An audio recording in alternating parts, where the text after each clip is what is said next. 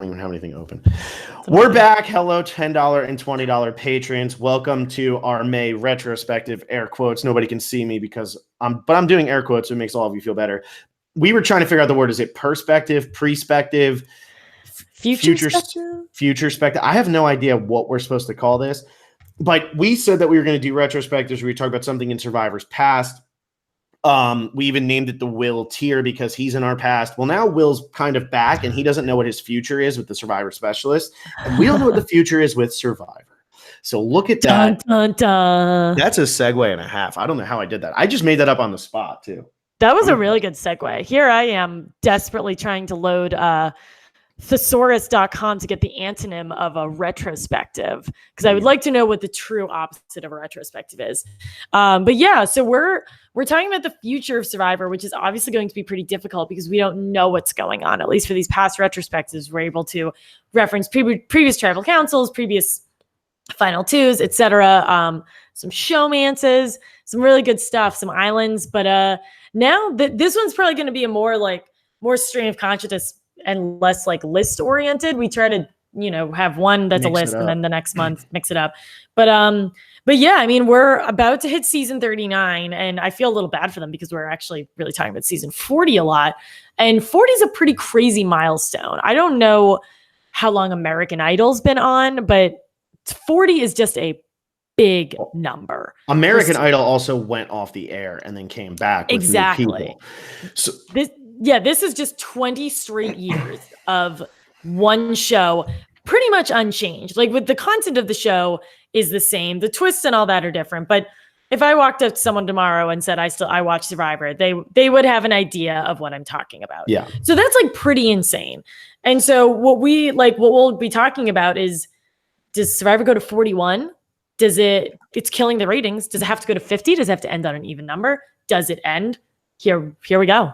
Let's do it. So for anybody who's wondering, this could be a depressing conversation. Just before you get into this, like I'm preparing you that after I heard 40 was all winners, I was very excited and I also got very nervous because what it seems like they've rented out the hotel in Fiji. Redmond has posted this. They've rented out the hotel in Fiji for at least another year. I think it's just one more year that they've rented it. So that's 41 and 42. Yeah, that's good and that's also bad. Okay, and here's my reasoning for this, and we're about to get real philosophical. So if you don't want to do this, I'm telling you, run away. But please become a patron.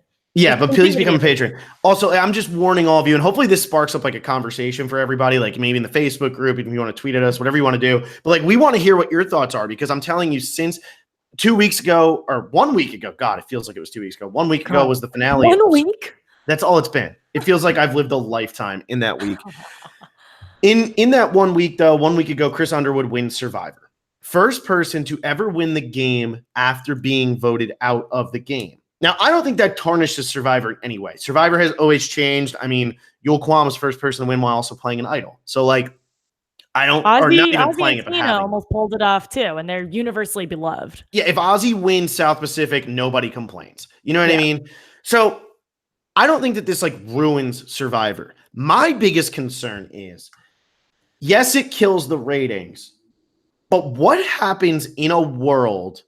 Okay, season 40 is all winners. That's awesome. That's epic. I can't wait to watch Adam Klein and Michelle Fitzgerald run shit on everybody. I can't wait for it.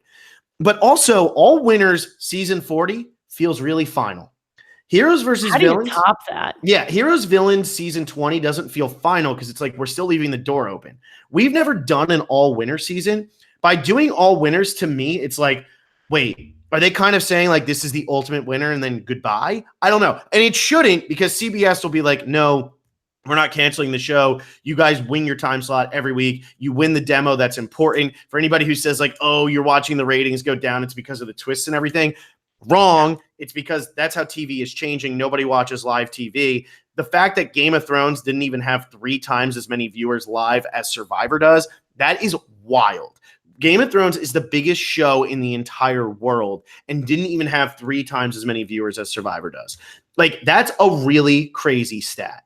For a CBS show that's going into its 39th and 40th season, its 20th year, to be at a point where it's winning its time slot, getting 7 million plus viewers every single week. That's absolutely unheard of right now in today's TV day and age. People are happy. Like if you go watch these CW shows that people can't stop talking about, blah, blah, blah. And I know it's CW, not CBS, but they're happy when they get 1.2 million viewers. Okay. This is getting 7.2 live. It doesn't even count the people who are watching on CBS All Access, which is me every single week. Yeah, like I don't watch it live. Alexa, you're the same way, right? Yeah, I use your CBS All Access account. Yeah, exactly. I had to find out today when she was watching The Amazing Race. She was 27 minutes in and I was just starting. Oh, really? Yeah, it told me right where you were. But so like it doesn't go away just because somebody says it wants to go away. But I wonder, Jeff Probst is about to turn 58 years old. I know that's mind-blowing to all of you. His dimples are still there. It's crazy. He's about to turn 58 years old. Does he still have the passion for it? And I think he's, I mean, I've met Jeff. Jeff loves like the show. He loves the game. He's also a huge proponent of twists that most fans aren't a proponent of. Does Jeff ever want to leave this show? Because I have theories that I was talking to Alexa about the other night, and we'll definitely talk about that. But is there a Survivor show without Jeff Probst? Like if 40 is going to be Jeff's last season, can Survivor survive without Jeff Probst? So I think for a long time, myself and pretty much everyone said no. I think if you asked me a year ago, I would say no. But this kind of ties back to the whole ratings thing. And I'm glad you brought up that the twists have nothing to do with the ratings. People watch Survivor for two reasons. Either they're us and you guys who have loved this show since the beginning and are never going to leave. Because as many people say, like, oh, like a loser, like someone who's voted out and played 12 days, won, I'm leaving. 1 million people are not going to do that. 50 people are going to do that. Yeah. So that, like, and to Phil's point, TV ratings are declining as a whole. And the fact that Survivor is still doing as well as it's doing and winning Wednesdays at 8 p.m., like that is prime time. Come home from school, come home from work, sit down with your family and watch. Yeah. That's the other gigantic demographic here. This is a very family friendly show. And there's like, it's at its bread and butter. Like it is natural. It is like human. It is social politics. It's why we like it. And it's why a lot of quote unquote casuals like it, because it's an easy show to follow and it's family friendly. And I think that's how I got into it, watching my family. And I know Phil watched it with his family too. So that's never going to go. And CBS, for as giant of a conglomerate as they are, this is their bread and butter, to use your words, Phil. So this is now like an outdated story, but when I was in college, the ex Les Moonves came to the School of Communication and spoke to one of our classes about working for CBS. And he brought up Survivor and how Survivor is the cornerstone of CBS. They can't just get rid of that. They're not just going to end that because they feel like it. And I don't think they feel like it. If Jeff feels like it, or Mark Burnett feels like it, or someone else feels like it, I think there is enough love for this show and enough business that comes from the show, it's both personal and professional, that they will still find a way to keep this going, because it like the CBS and Survivor are just so interrelated at this point. It can't just end. And it's not like I can't imagine CBS giving it up and then ABC picks it back up. Like that would never happen. Although, and I've had this conversation with Alexa, and I also had this conversation with a couple of castaways whose names I will not mention, just in case any of you want to go out and ruin lives.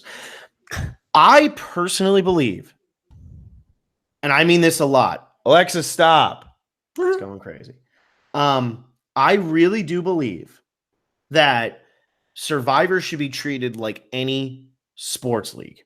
And I know I'm going to get laughed at for saying that. But if you really think about it, the fans don't go away. Look at Mario Lanza, and I love Mario Lanza. And Mario Lanza, I've talked to him before, whatever. He hates Survivor now. He can't stop watching it. He's addicted. It's like heroin. Like he doesn't want to do it, but he can't stop. Like he needs to watch it. It's the same. I'm a Lions fan. I watch 16 games of football. Sadist. I watch 16 games of football every year and ask myself why I'm doing this to myself every year. And on October 1st, I call my dad. I say, this is stupid. I'm not watching anymore. It's a waste of my time. And on October 8th, I'm watching the 0-4 Lions play against the 4-0 somethings. and watching the Lions get absolutely decimated because I can't stop, because I'm a fan. And to me, that's what Survivor is. Because with Survivor, there is never not going to be an interest in Survivor. Kids are not going to stop being born unless Children of Men happens, which, spoiler alert, I don't think that's going to happen. I also think we're about to pass the year that Children of Men takes place.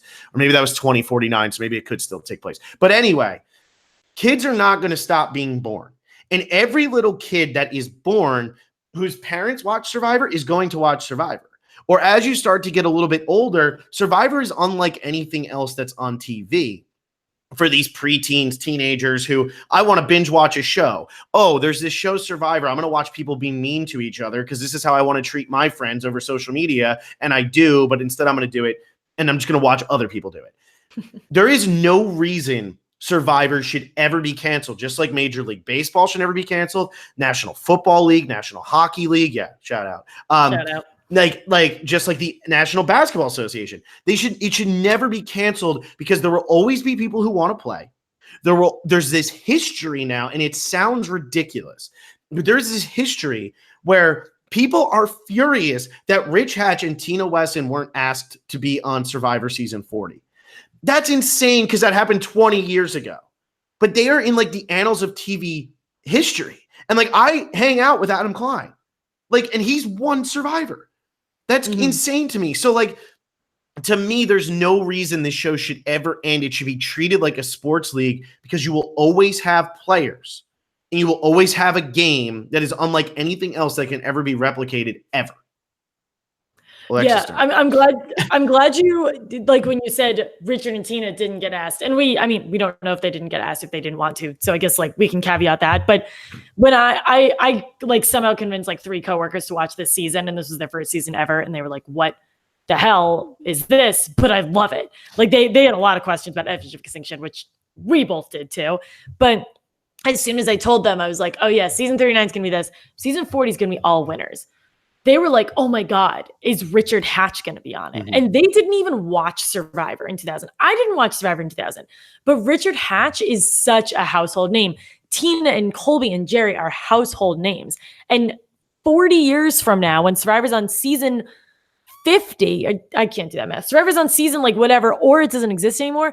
People are always going to know who those names are because that has nothing to do with like the gameplay. That just has to do with them being icons. And here's something that's really wild to me. Okay, so you just said I wasn't watching Survivor in 2000. Lauren O'Connell was 2 years old in 2000. Okay, she just got to play Survivor. What does every woman who plays Survivor, what is 99% of the women who play Survivor, who do they say they play like? Say Parvati. Parvati hasn't played since season 20.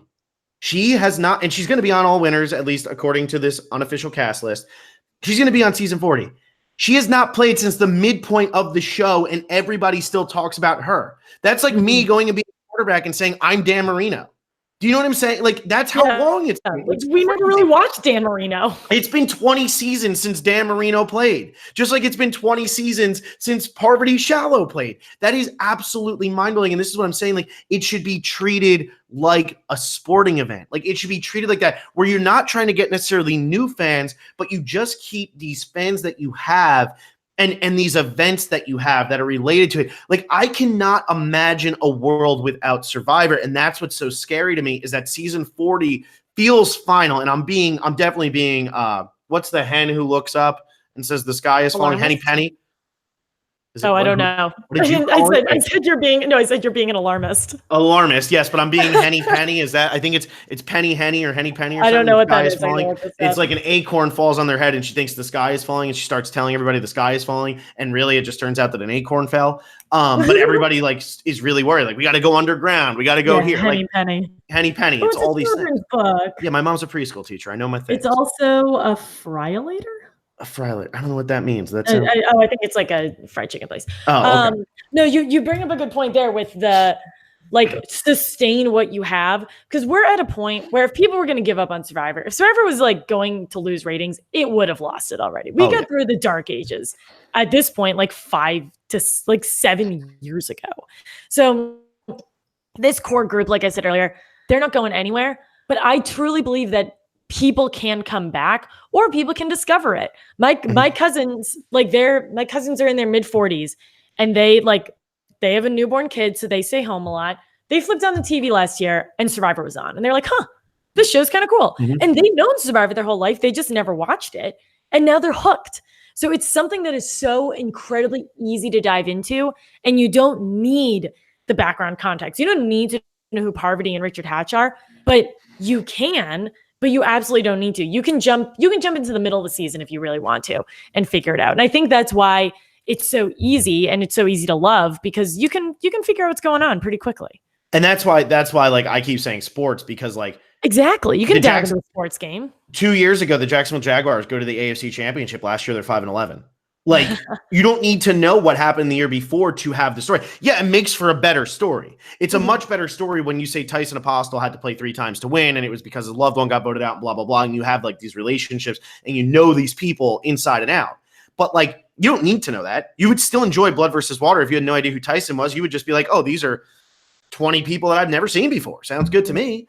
Like, that's how it feels. And so for me, and this is like, I don't know how I can express this, but like, even if Jeff goes away, like, sports leagues get rid of commissioners. They get rid of their like GMs, like teams turn over. There's new expansions. There's whatever. Like the Houston Texans have only been around for 17 years, which is actually crazy to think, because I remember when the Houston Texans weren't around. Wow. But 17 years. They've been around since 2002. But like things change, there's additions, there's subtractions, whatever. But like, if 7 million people are watching you 20 years after you started, in an era when 7 million people don't watch anything on TV anymore except for sports, you have something there, and it's a competition. And competition is something that never goes stale. Like, we watch Game of Thrones. Game of Thrones had 8 seasons. If Game of Thrones had 15 seasons, I'm sure there'd be some diehard fans, but eventually you lose interest. Like The Walking Dead is trying to do that. Like, we want 20 seasons or however many of the seasons they wanted. Dave, you always scream at me if he's a patron. But they act like that's what they want. But fans don't give a crap after a while, because it's a story. It's convoluted. You're writing the story. It's whatever. When it's a competition, though, you never know what's going to happen every time, and that's what brings you back. And that's why, like, my friend texted me, who has been at day one, the original Survivor specialist before Alexa, before Will, the guy I did the premiere podcast with for San Juan del Sur, which it doesn't exist anywhere on the internet. Thank God. Thank God it doesn't exist on the internet. But he texted me, and after Chris won, he said, I'm never watching Survivor again. And I texted him back and said, season 40 is all winners? He's like, oh my God, that's going to be epic. I said, no, you're not watching Survivor anymore. I said, no, you're done. You're not watching Survivor anymore. What are you talking about? Because that's how it is. And like, I'm saying this, like, you could have Redemption Island. Like, I know Dalton Ross made this tweet, which was really funny, but he was like, now bringing out for Survivor season 40, Redemption Island, the Medallion of Power, Edge of Extinction, whatever else, all these bad twists. But if they were all there for all winners, I'm going to watch it. Because you know what? If the winners are stupid enough to let somebody come back from Redemption Island or Edge of Extinction and win the game, then maybe they weren't that good of winners in the first place. Like, they can't evolve with the game to vote out somebody or not vote for them to win when they were voted out previously. Like Chris, I really do believe that the overreaction to Chris Underwood right now is because it was the first season they did this and he won.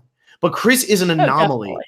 Chris is an anomaly who just happens to be from the first season that it aired in. You know what I mean? I don't think that those anomalies if the winner was like Gavin or Julie, I don't think people would have nearly as much of an issue with the fact that Edge of Extinction happened, because it didn't affect the winner of the season. And I wouldn't be as scared that Survivor was going to end after 40. So you mentioned that they have the hotel through 40, 41 and 42. That's only a good thing. I mean, that's huge. To counter that, which is something you brought up previously, Jeff didn't say, if you think that you have what it takes to be on Survivor, at the end of this. So those two could like kind of cancel each other out. But to your point, 40 feels final because it's such a big number. Mm-hmm. No matter what, if it's a back to basics, if it's a Cochran and Debbie helping you out, if it's whatever twist or lack of twist there is, how does 41 follow up to this? And 40's filming right now, so they have to anticipate what they want for 41 before they really know how this is going to end.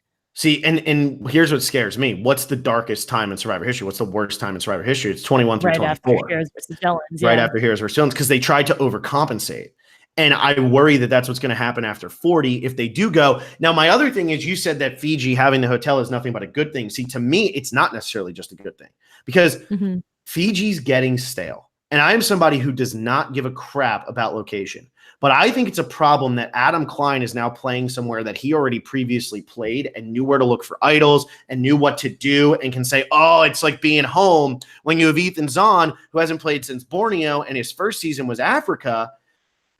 That's crazy to me because he doesn't have the same experience. That's like an advantage. And I think that Fiji's getting a little stale. Now, I made it as good thing only for the fact that like this will it should be renewed. Yeah, it would be renewed. I get what you're saying. I just think like Survivor almost needs to find like go back to doing like Nicaragua again, where you did Nicaragua for like 7 seasons. You know what I mean? Like find another spot you can go to for 6 years. And Samoa, they were there for a while. Yeah, you were there for a while. Samoa was the one that was I don't know why I said Nicaragua. It was Samoa. They were like Samoa, Heroes, Villains, South Pacific, One World. Like you had a lot of seasons there. Philippines, yeah, they had San Juan del Sur, they had Cagayan, all that. That's what I think you need to do. You know, like I think that's where they're missing this is like staying in Fiji isn't necessarily a great thing because you've been there so long now. And I don't think location's the least of my worries with the show. I just think that it's an easy way to get people to lose interest because all of a sudden, I'm not saying people like me, I'm saying like people who work on the show because now it feels like a job. It's like, okay, every February I just fly to Fiji. I have to work for 5 months and I leave. Like you're no longer going on these wild adventures because you're doing the same stuff every time. And I feel like that can get stale for some of these people to not feel so inspired to come up with great ideas to move forward with. So like, I don't know, like, yeah. Cause like challenges that you could have done in Gabon and Africa and China are not challenges that we'll ever see again in Fiji. And challenges are another thing that people like my mom is big on the challenges and a lot of people are really big on the challenges and we don't talk about them that much. And I think a lot of times we're not super into the challenges because the challenges are like we just talked about on the Amazing Casuals, like you do this athletic thing and then there's a puzzle. Yeah. And that's what it is. And that's what they've stuck with. And so now, like you and I have talked about what happens if they completely cut out reward challenges. Will we care? I want to care. Like that's the best. That's like the best part of Survivor, like the auctions and who they pick and all that stuff. So the fact that, and I think that's a butterfly effect or like a ripple effect of you're in the exact same location. You're going to get very similar challenges. You're not going to care about the challenges. And then this is only a strategy game. And then I know that strategy is like one of the most important parts of Survivor, if not the most important part. A lot of people don't watch Survivor for the strategy. A lot of people watch for the challenges. And you know what? That's fine. The challenges should be the focal point, but it's not. And I think that's because they've grown really stale due to the location. I have a 63-year-old uncle who, you know, was a track coach for colleges. He's had like Olympic trials athletes, all of that. He's a gym teacher. So like his thing is challenge. Why do they talk so much? He'll call me on the phone and say, I'm so tired of them talking. I literally have to hang up and be like, shut up, John. Like you're an idiot. Stop. That's what he likes. And he's a 63-year-old guy who hasn't been watching since day one. He watches here and there. Now we used to do like a family thing where it was like, pick the winner. And so like he was more invested then. He doesn't watch it as much now. He watched it he watched the finale because I had sent him the pictures of me with some of the cast. And he said, oh, those girls are on Survivor, meaning Kelly Wentworth and Lauren. And he's like, and then of course this dirty old man goes and watches Survivor. So that just tells you too. But what I'm saying is, and this actually has a point other than just being a disturbing story about a 63-year-old man being creepy to younger girls, but there's something to be said for that. There's a reason why the people who are cast are gorgeous. There's a reason why the men who are cast have great abs. I was talking to a friend the other day. He said, if you want to get cast on Survivor, get your muscle tone back. And I was like, you're right. I need to get that back. I need to stop being a fat blob. And I'm not even that fat, but it's like, you know, Rick Devens, he comes on with the dad bod and all of that, but there's like a difference that there are so many reasons why people watch Survivor. If you're in this world, if you're a patron of us, you're watching for the strategy and the love of the game. But trust me, there's people out there that my uncle, he watches it for the hot girls in bikinis and he watches it for the challenges. And I'm sure that there's old women out there who watch it for the men who with the 6-packs. Why does everybody like Joey Amazing? It's not because he's people laugh about the Joey Amazing love. Joey Amazing very well could have kept the show alive. Yeah. So as much as self-admittedly, as much as like the Survivor community of like super fans complains about him, you need that. If I had to watch 10 Cambodias in a row, I wouldn't watch Survivor. Cambodia was great, but I can't watch straight strategy the whole time. I need like the content diversity. Mhm. And I love watching challenge beasts, and I love watching the challenge beasts lose. Like that's such a good part of the game that is so swept under the rug now. Yeah, I totally agree. So like, this has been like I don't know, this is like a retrospective / going forward, because like now we're talking about like in the past, but I just like the sad truth of it all is like Jeff is getting old. A lot of the people who've worked on the show, like they started this out when they were younger, and now it's like, holy crap, it's been 20 years. When you think about that in the grand scheme of things, nothing lasts 20 years. 60 Minutes lasts 20 years. It's a news show. Like Days of Our Lives last 60 years because old women are always going to be home in the afternoon to watch it. Like, CBS Evening News. Like that's what Survivor's like. That's what Survivor in that tier. Jeopardy, like Wheel of Fortune, like, but the different, like, and like, here's my thing. Alex Trebek now, it's very like known that he has pancreatic cancer, and like he's been doing really well with it, and he's got like the best medical team behind him, but the truth is Alex Trebek is like almost 80 years old. So at some point, Alex Trebek is going to pass away. That doesn't mean Jeopardy is done. Do you know what I mean? Jeopardy will live on forever because people want to watch Jeopardy. Like that is a show that people always watch. And yeah, obviously there's a lot more that goes into Survivor than goes into Jeopardy, and I'm not saying Jeff Probst is going to die, but I'm just saying like Jeff Probst being old and possibly wanting to leave or possibly being tired of it or anything like that. There's no reason Survivor should ever end because you're always going to have the fan base that always existed. And like my dad texted me after 39 was real. He goes, well, I don't want to be a negative person, but that looks stupid. And I texted him back and I said, it does look stupid, but he didn't say I'm not watching. You know why? Because like he's a Dolphins fan. And it's the same. He looked at that as like the same thing as the Dolphins trading for Josh Rosen. It's like, well, that's probably not going to work, but I'm going to watch this season. Like a lot of football talk. You don't have this pain. No, I can't even attempt to compare this. Because go Pats. But I sincerely think that this show, and I want to make it clear, like, want Jeff to leave. We're just talking about this because this is something that very well could happen. Mm-hmm. To the Alex Trebek point, and like that's obviously a completely different situation. But these shows exist without the host, and Survivor would never be what it is without Jeff, and it would be a weird and awkward and difficult transition without him because someone can't use Jeff-isms. They're his. It's going to be so forced. So like someone else has to make it. And if it's a previous contestant like Parvati or Rob or what am I saying? Jonathan Penner, like that's probably a little bit more natural. But we also have to remember it should be it should be Phil. These are human beings with families who have to be away from them for 4 months. Parvati has like, I think a newborn child. Like Jeff has kids. Like disappearing for 4 months and going completely on the other side of the planet is not just something you can do. Alex Trebek, I don't know anything about where he lives or where the Jeopardy. They shoot it in LA and he lives in LA. Like, these are people who are uprooting their lives. And it's so easy for us to be like, how could they cancel Survivor? Like, how could they do this? How could Jeff not want to do this? Because when you travel to the other side of the world for half a year for your job, that's like really freaking hard. Yeah. So I think this show can still survive without Jeff because Jeff built it and Jeff brought this to a place where it can survive without him. It's the same, and we're either going to lose patrons or we're going to gain them, Alexa. But it's why do they name so cathartic, right? Why do they name every trophy after the coach who won it first? The Vince Lombardi Trophy.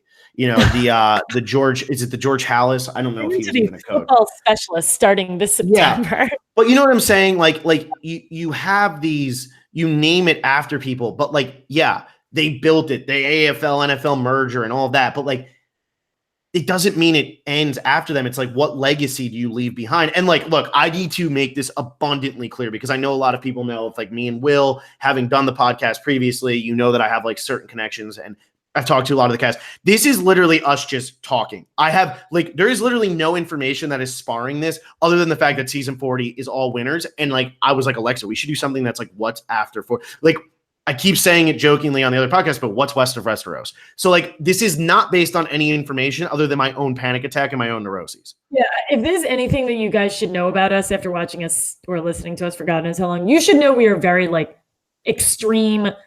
Type A is the wrong word, but we're very like neurotic people in our own weird ways, but both of us are extremely neurotic. So this just spurred from like us casually texting to being like, holy shit, oh my God. And now we're doing this. Alexa was telling me I was overreacting. And then on Wednesday night, was it Wednesday night or Tuesday night? Whatever night tonight's Wednesday. So Monday night. Yeah. After whatever.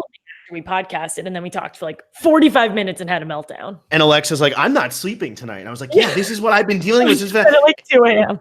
And here's another thing for me. And I think that this is why it's happening for me. And humble brag, here it comes. But like when I go to like the 38 finale and I walk in the door and Kelly Wentworth immediately knows who I am.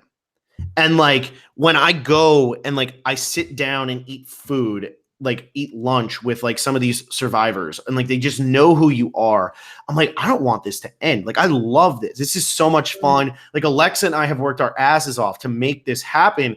Like we're having a great time and I would never stop doing this, but it's one of those things like we put in a lot of like time into this. Not just happen. Yeah. It's not like work, but it's a lot of time. And like, so like when I go to these, I'm like, damn, this is great. And I will tell you, and this is with all love to 36 and 37 and the bit of 35 that I met. This 38 cast was one of the most amazing groups of people I've ever met in my entire life. I mean that from their families to the contestants to the random friends who were there with them.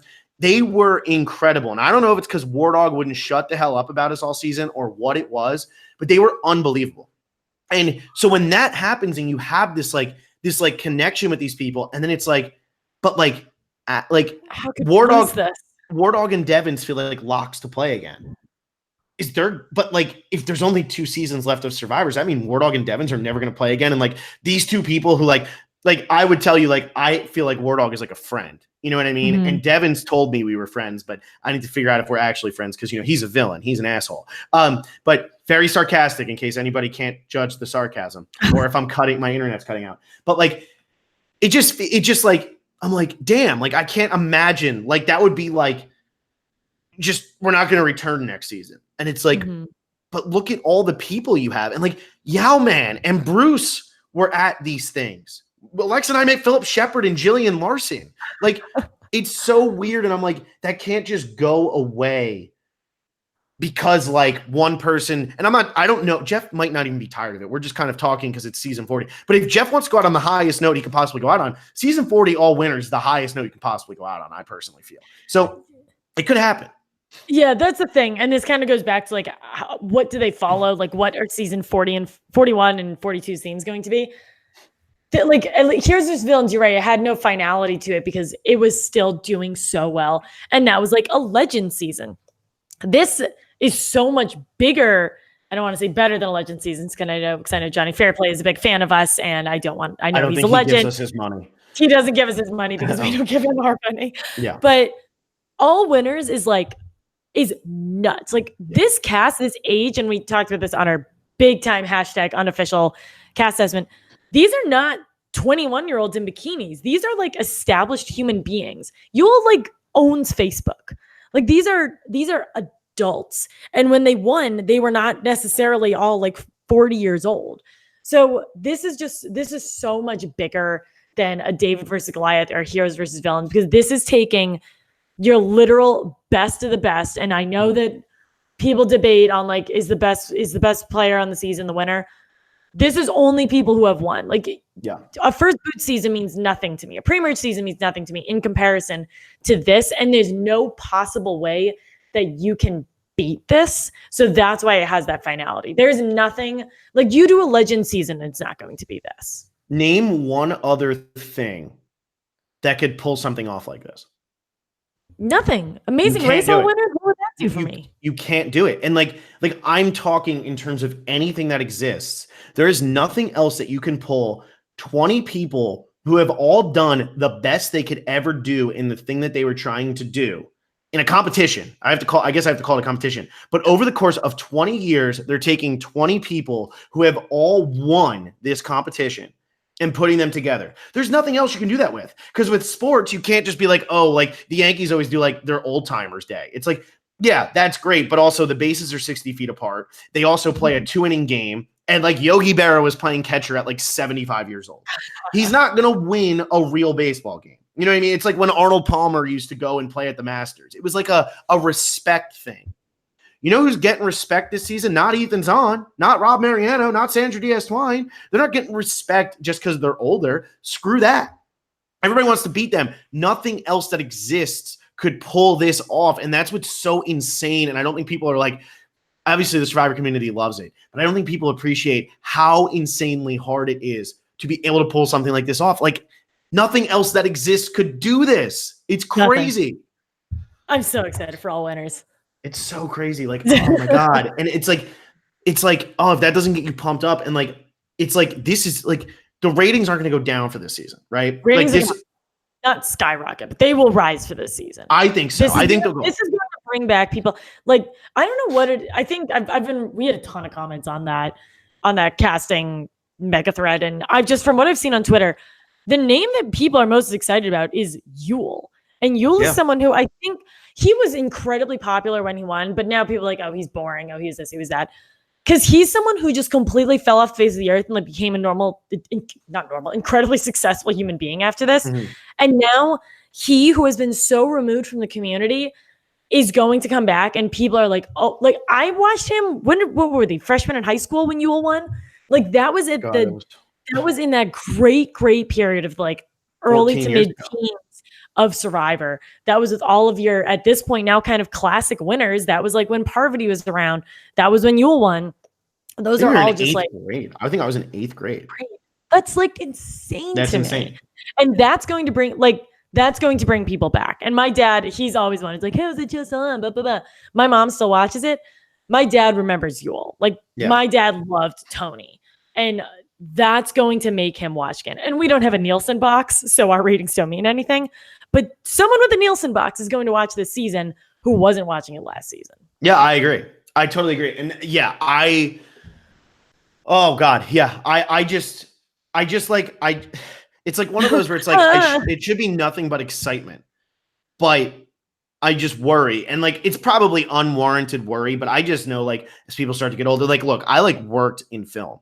So like, I see when people start to phone it in, like I've seen that happen before. Okay. And like, I'm not going to throw anybody under the bus, but I worked for a very old boss and he was not phoning it in. He was doing everything he could to stay in the industry and all that. And like a film that he made came out a couple years ago. And a lot of you have probably seen it. If you have Netflix, you've seen the movie and it was a theatrical release, A-list actors, huge thing. Bird Box. It wasn't Bird Box.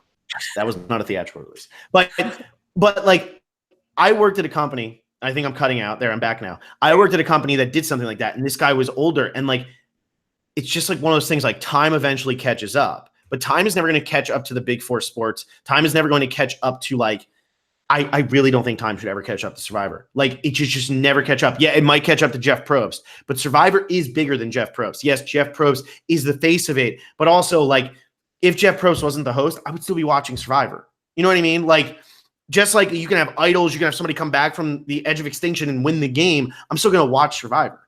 And so like, what do they do in the future? I don't know. If they keep staying in Fiji, are they going to run out of ideas? Like, are they going to do we have another 100 ideas left? But also like, we are the ones who call it in terms of number. And 40 sounds old. 30 doesn't sound old. I'm almost 30. That doesn't sound old. 40, that's like, oh, we're getting on the wrong side of the hill here. But I think that's why it feels like, oh my God, 40 sounds like so much longer on TV than 30 does. Yeah. And I was definitely a part of like becoming a huge, like a larger part of the community, but around 30, like I was still watching just kind of on my own. I wasn't like super into podcasts at all. And look at me now, but 30 didn't have the finality that this does because 30 was worlds apart, not winners of the past 30 seasons. And Jeff had the great line before season 30 where him and Mark Burnett sat down to talk about it. And they were talking about, oh, it's season 30. We should do something huge. And then Mark Burnett said to Jeff, remember, it's only our 30th season. So everybody knew there was going to be a lot more coming out after that. They had the 15th anniversary magazine that Will and I did a podcast on. If you guys want to go watch that, it's really great. It's torturous. Did it in my ex-girlfriend's bedroom. Yeah, good times. So don't watch that podcast. But like, there was so much around that. And like, I don't know what they're going to do now, but we're in the middle of this really long off season where I haven't been told that season 41 has begun casting. I think casting is all like taking a nap. I just had like one of the best weeks, like one of the best 2 nights of like my life with the season 38 cast because there's so much fun. And like Carl's sleeping on my couch. And like anytime you're with Carl, it's going to be a good time. I just don't want it to. It's one of those things where it's like, you just don't want it to end. You know, It's like on Christmas Day when all of a sudden it's like 8 p.m. and you're like, crap. Like that means like Christmas is now 365 days away again, except this one might be like Survivor is 14 years away. Now, one thing I do want to talk about, and Alexa and I said we'd only go till like 7:15 and it's now 7:05. Wow, fast. The one thing I do want to talk about though is, oh crap. Oh, if it ever were to end, this is a show that, and Alexa and I talked about this for a while, undoubtedly comes back at some point, the way they've renewed MacGyver and Hawaii Five-0 and all these other shows. Survivor is a show that if they were to remove it from the air and be like, okay, like we got to take it off, Jeff leaves, whatever, they bring it back and renew it and like revamp it and just call it Survivor again and like just call it Survivor, don't put like any title or anything underneath it, everybody's going to watch it. The ratings would be through the roof. I mean, they had a Murphy Brown remake. They're going to have a Survivor. You know, the Survivor would come back if it ever, even if it doesn't end for another 20 years. Survivor would always be one of those shows that it's a concept that never goes out of style. And that's why I keep comparing it to sports. Yeah, that's the thing. It could go away for, I don't even think it would go away for like 5 years before it reboots. Because like Phil just said, War Dog and Rick, they feel like they're going to come back. If Survivor disappears and then 5 years later, they're like, hey, we're bringing back Dom. We're bringing back Chrissy. We're bringing back Kellen. We're bringing back War Dog. Everyone's going to want to watch that because they're a little more recent. And at that point, like your first 15 seasons of Survivor, those people either won't want to play anymore or might be too old to play. That group, like there are so many people in the past 10 seasons who are quote unquote locks to return. If Survivor gets canceled and then rebooted, you know they're going to be pumped to go back in. Yeah, and as somebody who worked in TV, I mean, I specifically worked in TV for an entire year. Networks struggle to find shows that last. I mean, look at a show like Whiskey Cavalier. That got canceled like almost immediately, and now they're talking about bringing it back again. And it hasn't even been canceled for a full like month or two. Like it hasn't been much. Because it's hard to find things that get ratings nowadays. And that's why like a lot of streaming services are taking over. Survivor's not even close to being just stuck on CBS All Access. But Survivor is one of those shows that if it ever were to go off CBS, that's a show that should be on CBS All Access at all times. Yeah, you wouldn't be giving away $1 million to a winner. That's why I don't think it would ever be on CBS All Access in the first place. But like what I'm saying is we still have like a tier below CBS primetime. You know, remember, Amazing Race got moved to Fridays at 8.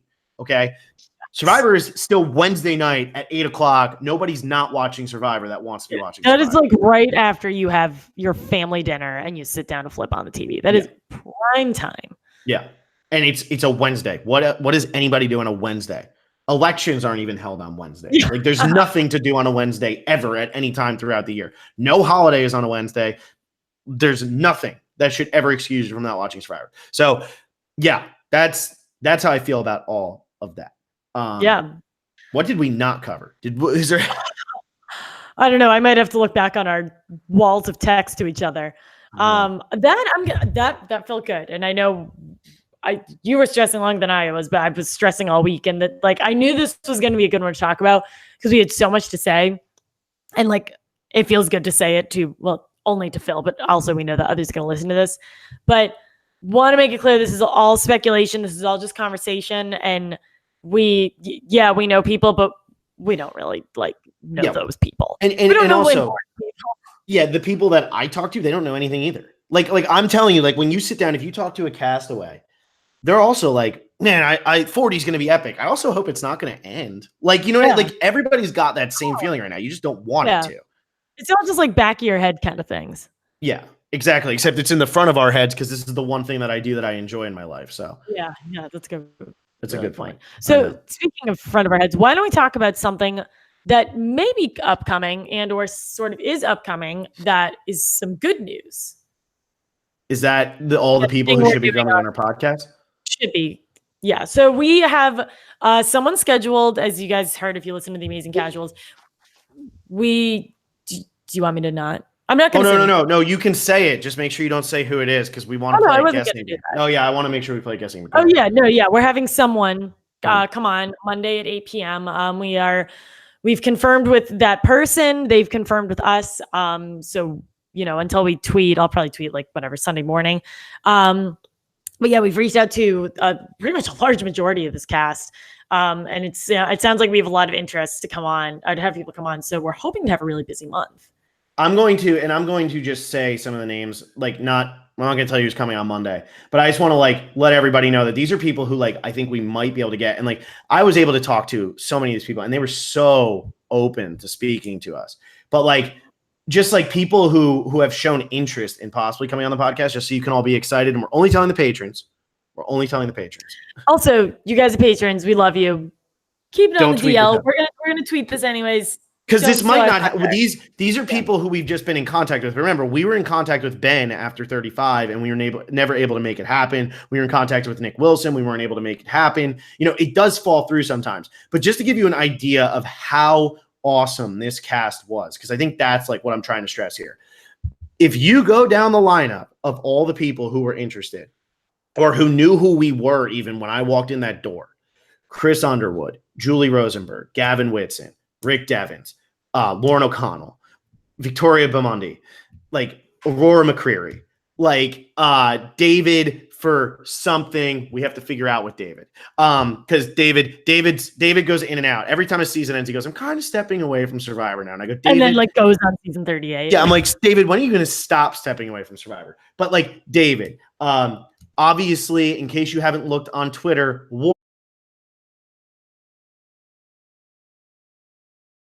one of them, except for Chris, which screw Chris, because as War Dog said, by the way, he was on our season. Every one of them knew who we were when I walked in the door. And that's just so crazy to me. And they want to come on and they want to tell their story and they want to get. So if you're a patron of us, this is a good time to be a patron of us because you're getting this material, but the free material you're about to get too, should be really epic. And I'm telling you, Monday night's podcast, I believe if you made it this far into this, Monday night's podcast is going to be absolutely incredible. Also, I didn't say Eric, and I feel really bad. Eric also. I always feel bad because I always feel like I miss one person because there's so many. Check our DMs. It was literally 12 out of 18. Ron Clark. I didn't say Ron Clark. Ron Clark was the nicest guy. And if you ever talk to Lloyd in your entire life, Ron Clark is amazing. But man, Lloyd is the man. Lloyd is our guest on Monday. Yeah, Lloyd is our guest on Monday. No, but Monday's podcast should be epic. And this cast, they got a lot of story to tell because from this edit, there wasn't much of a story. But what I'm trying to say is I think the reason that I'm being more the sky is falling is because things are clicking right now for us. Things are clicking with, I think, a lot of these cast members who are realizing we're at a day and age now. These people love playing Survivor so much. And I think there's so much material moving forward beyond. And I'm not saying every season needs to have returnees because I think that's the worst thing that could happen to Survivor. But on all newbie seasons, there's going to be so many fans out there. And these are people who were such big fans that they would listen to us blab nonstop and then still want to come on and blab to us. So this should be a really fun off season. And hopefully we just get word. I'm hoping Redmond just will post Survivor season 41 going back to Fiji. And I will just be let's go. Don't have to worry about it because they're not going to end on season 42. That is never going to happen. And Jeff Probst isn't going to end on season 42. I will say this. If Survivor goes past 40 with Jeff Probst, we're getting Jeff Probst until season 50. I was going to say 45. 50, I prefer 50. 45 is still clean enough. But here's why it won't be 45. 45 is a fall season. Oh, that is, yeah. So that would be the first half. So he would have to come back. If you're already out in Fiji, you might as well film the second one. What's the point? It's a week and a half in between, 2 weeks in between. He's going to come back. So I think if we get him through 40, we're getting Jeff through 50, unless something were to happen to Jeff, God forbid. But I think we get Jeff through 50, and I'm confident in the show till 50. Also, you got to remember, this is the first time that we're podcasting. My first season was season 30. We knew 31 was coming. We'd heard about Cambodia. We knew they were going there. Now this is the first time I'm doing a podcast at like one of these turn of the tens things. Yeah. And I'm sure people were talking about after season 10, are they going to end the show? I'm sure there might have been a conversation then. Like, I don't know. I was like 15, 14, 13, 12. Yeah, I was an idiot. But yeah, so this was therapeutic for anybody who's cared. But like I said, all those people who I just listed, like I've spoken to since the finale. So like, hopefully, even if we get half of them, this will be our most successful season since Millennials vs. Gen X.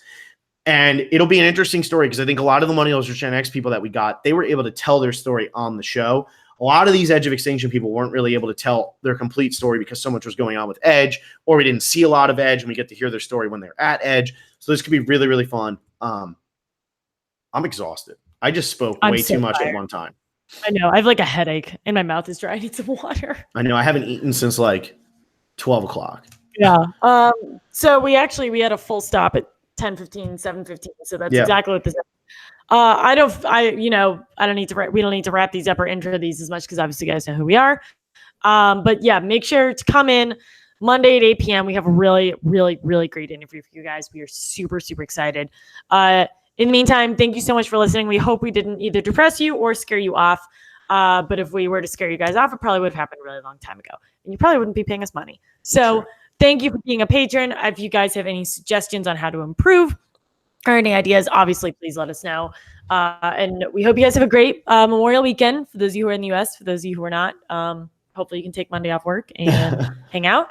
But yeah, we will see you all Monday at 8 p.m. Eastern. See you then.